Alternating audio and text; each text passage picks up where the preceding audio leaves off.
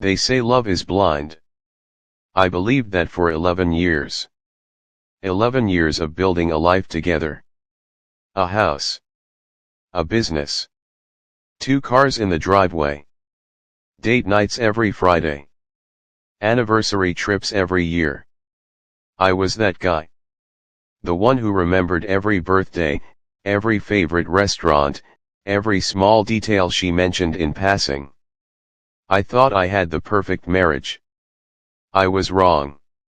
This is the story of how I found out my wife was cheating on me, and how I made sure she never saw what was coming next. Sit down. Get comfortable. Because this story has layers. My name doesn't matter. Let's just call me Marcus. I met my wife, let's call her Diana, in college. She was the kind of woman who walked into a room and the whole energy shifted. Confident. Beautiful. Sharp as a razor. I fell hard. Fast. We dated for 3 years, got engaged, got married. Classic story, right? For the first 5 or 6 years, everything was genuinely good. We laughed a lot. We traveled. We fought sometimes like any couple, but we always came back to each other. Around year 7, I started my own logistics company. Small operation at first. Just me, a laptop, and 3 guys in a rented warehouse. I worked insane hours. 12, 14 hours a day sometimes. Diana had her own career. She was a marketing director at a mid-size firm downtown. Successful in her own right. We were busy. We were tired. But I thought we were fine. That's the thing about betrayal. It doesn't announce itself. It just quietly moves in while you're busy looking the other way. It started small. Little things that didn't add up. Diana started coming home later than usual. She'd always been punctual. Now it was 8 p.m., then 9, sometimes 10. Late meetings, she'd say. Client dinners. I didn't question it. I was working late myself. I understood the grind. But then she started sleeping with her phone face down. Now, I'm not a paranoid man. Never have been. But I noticed things. She'd pick up her phone and walk to another room to answer calls. She'd be texting and laughing, and then when I came in, she'd put the phone away immediately. I told myself I was imagining it. Then came the weekend trip. She said she was going to a bachelorette party for a colleague. 3 days, out of state. I drove her to the airport, kissed her goodbye, said have fun. That Sunday night, I was on a call with one of my business partners, guy named Trevor, and he mentioned he'd seen Diana at a restaurant in our city the night before. Saturday night. When she was supposed to be 3 states away. I felt something cold run through me. I didn't say anything to Trevor. I just laughed it off. Must have been someone who looked like her. But when she came home Monday morning, 10, relaxed, talking about how exhausted she was from the trip, something inside me shifted. I didn't confront her. Not yet. I needed to know. Not suspect. No. I want to be clear, I am not the kind of man who goes through his wife's phone, at least, I wasn't before this. But I also wasn't about to accuse my wife of cheating based on a second-hand sighting. I needed proof. Real proof. So I paid attention. I started noticing patterns. Diana would go to the gym on Tuesday and Thursday evenings. She'd always been consistent about that. But recently, those gym sessions were running 2, sometimes 2.5 hours. I called the gym quietly, without her knowing, and signed up for a membership myself. Tuesday evening, I went. Diana's car was not in the parking lot. I checked at 6:30. 7 o'clock 7:30.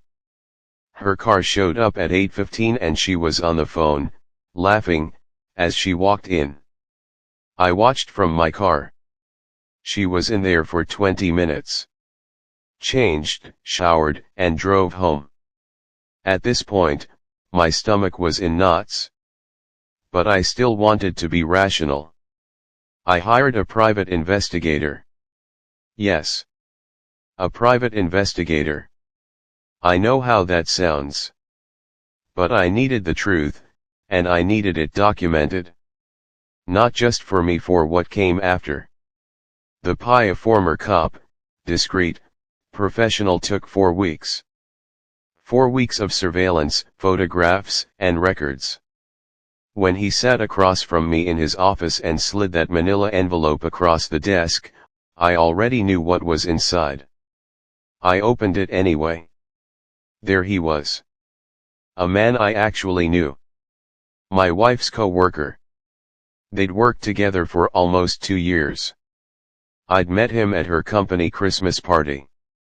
Shook his hand. Talked about football. The photographs were from 7 different dates. Hotels. Restaurants. His apartment. I sat in that office for a long time without speaking. Then I thanked the PI, paid him, and drove home. Diana was in the kitchen making dinner. She kissed me on the cheek when I walked in. I kissed her back. And I smiled. Because I had a plan. Here's what I didn't do: I didn't scream. I didn't cry. I didn't throw things. I didn't call her out at the dinner table. That's what she might have expected if she had any idea I knew. Instead, I spent the next 3 weeks quietly reorganizing my entire life. First, I called my lawyer. I had a consultation the very next morning. A divorce attorney, sharp as they come, and she told me exactly what to do and what not to do in the weeks before filing. I followed every instruction perfectly. Second, I started moving assets. Legally. Carefully. Everything that was mine before our marriage, every investment I'd made under my business, every account that was in my name only, I got very clear on what was protected and what wasn't. Third, I had a quiet conversation with my business partner about restructuring my ownership stake in the company in a way that was 100% legal and 100% within my rights as the primary founder. My lawyer reviewed everything. Here's something people don't realize: in a divorce, timing matters. Who files first, what's documented, what's been moved, and when, it all matters. I was building the board before I flipped it. And Diana, she had no idea. She was still coming home, making dinner, watching TV with me, going to bed. She even suggested we take a vacation. I said, let's wait a little while. I've just got a lot going on with the business right now. She accepted that. She accepted that. Meanwhile, I was also quietly doing one more thing. I reached out to Diana's mother. Now Diana's mom, Eleanor, is one of my favorite people in the world. Warm, no nonsense, completely real. I'd always had a good relationship with her. I didn't tell Eleanor everything. Not yet. But I did start having more regular check-ins with her. Casual. Just building the connection. Why? Because I wasn't just protecting myself financially. I was thinking about after. The reputation piece. The narrative. In a divorce, especially when infidelity is involved, the story that gets told matters. I wanted the people who mattered, family, mutual friends, our community, to see me as the man I actually was throughout this marriage. Not the villain. Not the bitter ex. The man who handled it with class. Chapter 5, the reveal 1800 hours to 2300 hours. On a Wednesday evening, about 3.5 weeks after I got the Pies report, I had dinner prepared when Diana got home. Her favorite pasta, garlic bread, that specific salad dressing she loves from this one place downtown. I'd ordered it earlier. She walked in, surprised. "What's all this?" "Just wanted to do something nice," I said. We ate dinner. We talked. She told me about her day. I listened. After dinner, I poured 2 glasses of wine, and we sat in the living room. Then I put a folder on the coffee table. She looked at it. Then at me. "What's this?" "Open it," I said. She opened it. Inside were 3 photographs from the Pies report. 3 was enough. The color drained from her face. She didn't say anything for a long moment. Then, "Marcus." I held up my hand. "I'm not going to do this," I said. "I'm not going to sit here and have you explain it or apologize or tell me it didn't mean anything. I don't want to hear it." She started crying. I felt calm. I don't know how else to describe it. Not cold. Not angry. Just completely, unnervingly calm. "I've already spoken to an attorney," I said. "The paperwork is ready. I'd like you to move out by the end of the week. You can stay with your sister or your mother. I've already let Eleanor know that things haven't been good between us and that we're separating." I didn't go into detail. "That's your story to tell." Diana stared at me. "You talked to my mother?" "I told her we're going through something difficult.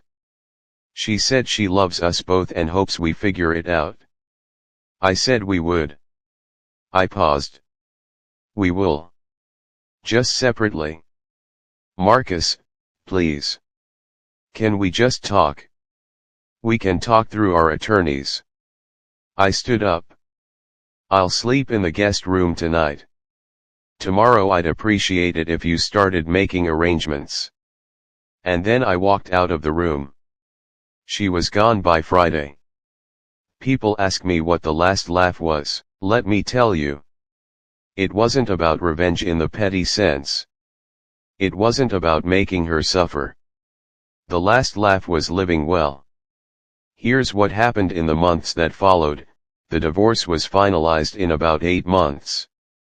Because I had been meticulous in my preparation, and because the infidelity was documented, and because my attorney was excellent, I walked away with my business intact, my premarital assets protected, and a settlement I was completely satisfied with.